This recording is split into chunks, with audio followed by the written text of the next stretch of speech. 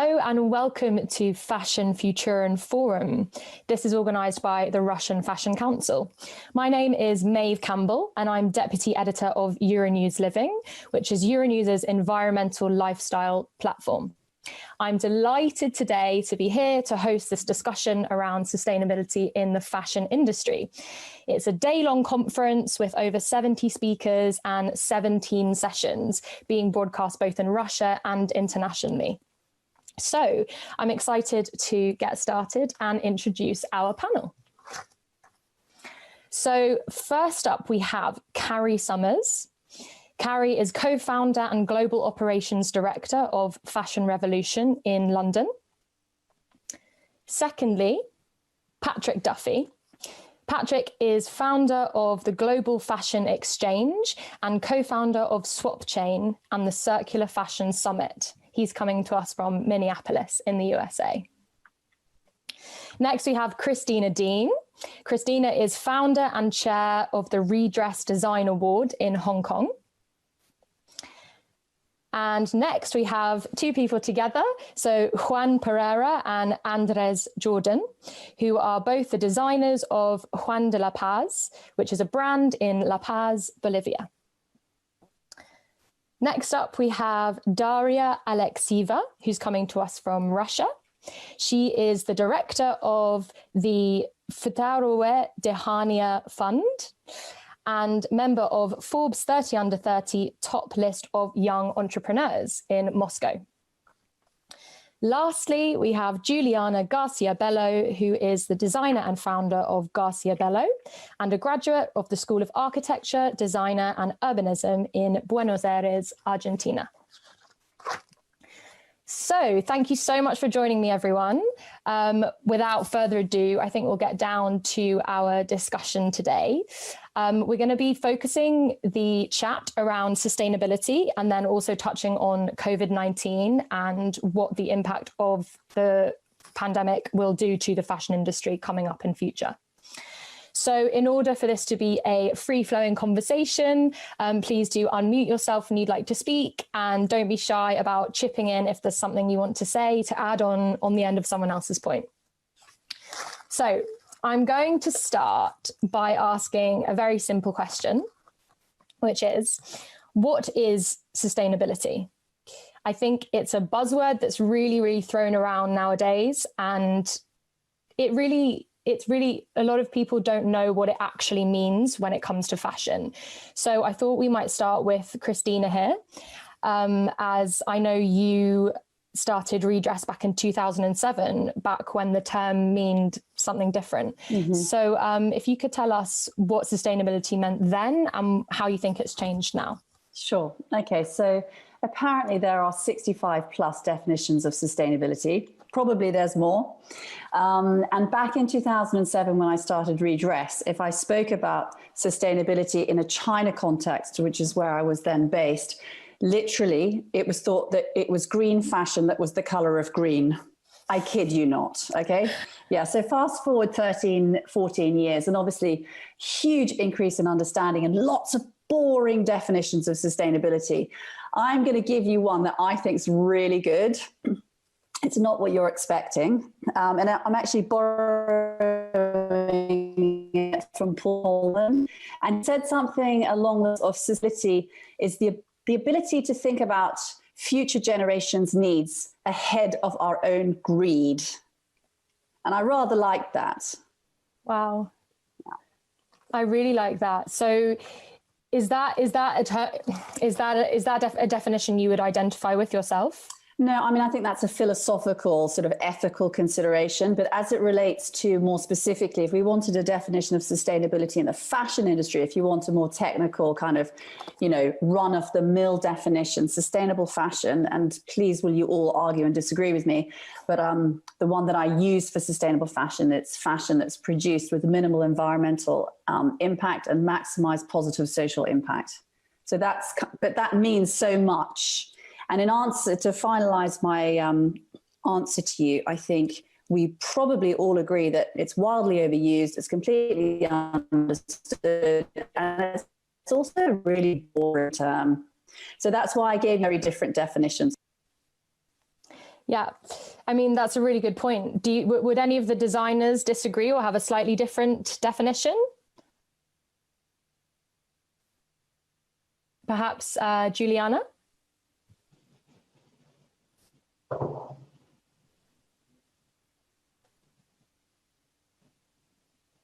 Hi, can you hear me? Yeah. We can, yes. Hello. Okay. I think in my case, the sustainability is a part of my life. Always, I think in this way is a big value when I receive with my family. It's very important thinking about the process in the fashion industry. Yeah, this I think is important to thinking about the values of the people. Absolutely, yeah, and I think that brings me on to the idea of ethics, kind of v sustainability, because I think a lot of brands tend to kind of use them both interchangeably. Do we think that, you know, ethics and sustainability are mutually exclusive? Obviously, ethics relates more to human impact, and sustainability would be more for the environmental impact. But do you think that it's possible for a brand to be ethical but not sustainable, or the other way around? Carrie, perhaps you have a view on this. Yes, I mean, I'd like to think that ethics and sustainability should incorporate both the social and the environmental, and I think that's part of the problem, that for far too long we've seen the rights of nature and human rights as being separate, and we have to see them as being interconnected and interrelated. I mean, one example, I've just sailed 2,000 miles earlier this year in the Pacific to investigate microfiber and chemical pollution. And yes, we're seeing the environmental damage, but also what about the human health damage? Because we know that those are toxins and they're affecting human health, they're affecting our fertility, they're affecting our hormones, and that these will accumulate, they'll bioaccumulate for future generations. So I think it's really dangerous to separate out the two. I mean, I've certainly been to see fair trade factories with terrible environmental conditions, using like really shocking raw materials, not ones that I'm buying from, but as part of some of my fair trade research. So I mean, I think there certainly was that idea that you know, fair trade is about the social, and it's something I really fought for when I was part of the World Fair Trade Organization, was making sure that there was a really strong and credible environmental element to the new certification they were working on, and we have to see the two in balance. Absolutely. I read that you were actually the first brand, your brand that you used to run was the first brand to be fair trade certified. Is that right? Yes, that's right. I mean, back in 1992, I set up Pachacuti, which is still going. It's a sort of Panama hats, but also a lot of really beautiful artisanally made crafts. And Pachacuti back, I mean, well over a decade ago, traced our products right back to the GPS coordinates of where all of the raw materials are grown. And when you talk about sustainability, I mean, the raw material for the Panama hats, it's this amazing, it's called Coludophora palmata. And once the plants are established, which takes about 3 years, they can be cropped once a month for 100 years. They're grown in biodiverse plantations, they're organic, they don't need any extra water. So when I think about sustainable raw materials, and I think back at my history of sustainable raw materials, I've got a really high benchmark. I bet. So this is quite a good moment to maybe talk a bit more about materials between us all. I don't know whether you want to talk, Juan and Andres, about the materials that you use and you know, why it's so important, for example, to stay away from polyester, and what upcycling and recycling can do to materials to make them more sustainable and have a longer life. Well, actually, that's what we work on, and it's quite a subject because what we do is working with artisans, and they, you know, millenary have been knitting and weaving with natural fibers as alpaca hair. You know, and this whole thing was somehow sustainable in this whole industry, which is, you know, a huge industry, and somehow it gets involved with the fashion luxury system. And for example, this year with all this COVID context, maybe the view about how we treat animals and how we respect our natural sources has changed. And for example, us, we worked with alpaca hair in order to preserve our culture and the handcraftsmanship involved in there. And it's really important because the social impact here in Latin America is huge. 90% of the artisans are women, and it's a millenary practice. But nowadays, we have to shift somehow our ethics and stop using maybe natural animal hair in order to produce with maybe organic cotton or upcycling choices. And it's a must by now, you know, even though we have this challenge of teaching the artisans how to use a new material in order to, you know, make this whole planet a better place. But we're willing to, you know, get that shift as a brand, because we believe we can, you know, go vegan somehow. Yeah, that's exactly. This year we were trying with cotton, and we have other fibers like Garabata, which comes from, which is a plant. And also we have this like pollution thing we receive lots of clothing as donations from United States or Europe, and here are resold in massive flea markets, and practically they cost nothing. But basically they do pollute a lot. So what we do is like we're sourcing material from there. Yes. And it's a great way, you know, to find a balance. It is upcycling. I would think that we would take care of our planet, and start recycling. And that also provides artisans another perspective of what they can work on, because now they can embroidery on them, on the new textiles, they can also deconstruct them, and, you know, somehow it also preserves their culture and their craftsmanship. That sounds like a really innovative approach.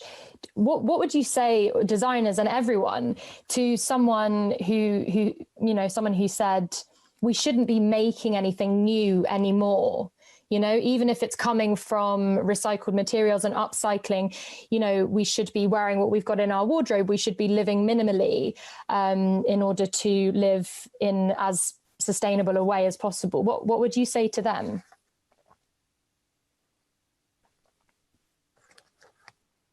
Well, we think that it's an option, but it also has to, you can do it. You know, that's the new approach of luxury, we think.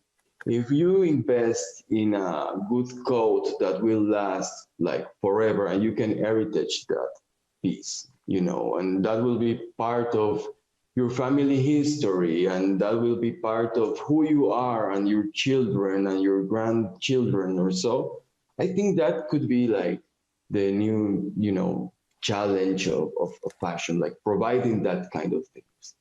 Like, for example, in our country, the native people do that, you know, they do beautiful garments. That's what they do, and they preserve it through generations. And that is something that we can learn from. Yes, and we support totally this slow fashion, you know, say no to fast fashion. We start from that point. So yeah, that's exactly, it's so inspiring because you can see, you know, the Cholitas here in Bolivia, they are using the garments that their grandmothers do. So yeah, it is amazing. It's so inspiring. Yeah. No, I really like the idea of tradition and investing in your future for, you know, an item that will be part of your heritage. Does anyone want to jump in here? Yeah. I think, I hear that a lot as well when people say, you don't need to buy anything, you don't need to, what we don't need, and kind of break it down to the bare minimals and the bare basics of things. And I actually kind of did that about 5 years ago when I ventured really deeply into sustainable fashion and ethical fashion, or whatever we want to call it. So I kind of got rid of everything and whittled it down to about 40 items.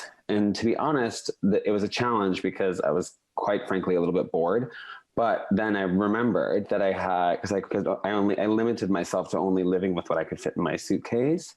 But then I remembered, I have clothing swaps. And then that kind of instilled the idea into me that we can still, fashion is, I think, a very important part of our lives in many ways, because it allows us to express ourselves. It allows us to educate and teach people about maybe different cultures. For instance, if I pick something up, or if I'm wearing a Pachacuti hat, I'm able to tell that story. If I'm in Bolivia, if I'm wearing, in Argentina or something like that. So I think it allows us to really be able to communicate in many different ways. So for me, it's not necessarily about, it's about how can we do that in a way where it's more, so to use the word sustainable, but more conscious and adds value and doesn't take away or deplete people or planet. So I think that right now is the challenge. So I kind of disagree with that. This is all you need, and you only need one shirt and one, because that's just so boring. Like, I don't think that's what the fashion industry was built on. Absolutely. And Daria, do you want to jump in here and maybe tell us a bit about the fund that you run? Because I know that's to do with collecting clothes from around Russia and distributing them to people in need. Do you want to tell us a bit about that? Да, спасибо. Мне бы приятно очень, что Yes, thank you. It's really a great pleasure to have so many foreign experts so that we can share different perspectives. So the recycling in Russia is not really developed. 2 million tons of clothes are wasted and, going to waste every year. So I wouldn't say that sustainability is really a trend here in Russia. We don't have a source for collecting clothes. Even if we have a technology to recycle or upcycle clothes, we don't have the collection system, the collection network. We still don't know where we can take the necessary amount of clothes. We don't have the right containers. We don't have municipal programs. And this is what our organization is trying to do. So you're asked what to do in this situation. We need to use the tools that we have. Currently, we'll be opening the first cafe in Moscow. It's in the first RFR cafe, and Moscow is has a population of 15 million. So it's a cafe where you can bring your clothes and we'll be able to mend your clothes. So I'd like to turn to Patrick and say that there are different ways of using clothes. You can wear them or you can present them as a gift. So we don't need to be looking for one brand that would, that would produce us an item of clothing from organic cotton for recycled something, recycled polyester. You can buy things from different brands. I used to wear some things that my father wore when he was a child. And, I'm telling my mom, that's what upcycling now means. And she was really surprised. So it's really could be part of legacy and it could be part of sustainable fashion, surprisingly. That's amazing that you're passing things down from generations. That's really inspiring. And the cafe sounds great. I think we should all come visit soon. Yeah. Patrick, you'll be there. Oh gosh, yes. Absolutely. So we really need to touch on, the COVID-19 pandemic. I wonder, you're all you're all heavily kind of in the fashion industry all day, every day, live and breathe it. What has the COVID-19 pandemic done to fashion? You know, I mean, there's been less carbon emissions with planes in the sky, with less planes in the sky, I mean. There's been quite a few kind of environmental impacts so far in 2020, but how has it affected the fashion industry specifically? Maybe Christina, you could start. Sure. Always no pressure. I go first. I have a slight disagreement to first bring to the table, or maybe it's a challenge. And actually, it's something that I really learned during COVID. So I'm going to start with that, and then I'm going to disagree with some things that were said. But what was fascinating for me about COVID was that suddenly people stopped shopping. Mm-hmm. And it's been a catastrophe for the industry, for jobs across from the most at-risk, vulnerable people who are basically garment workers, as we know, of course, many of them female, to professionals, creatives. So look what happened when people stopped buying clothes. And that really taught me that it's not as simple as to say you shouldn't buy any clothes, you mustn't buy, only wear one coat for the rest of your life, because we have an economy that we need to sustain, and through that there's jobs, and that is sustainability.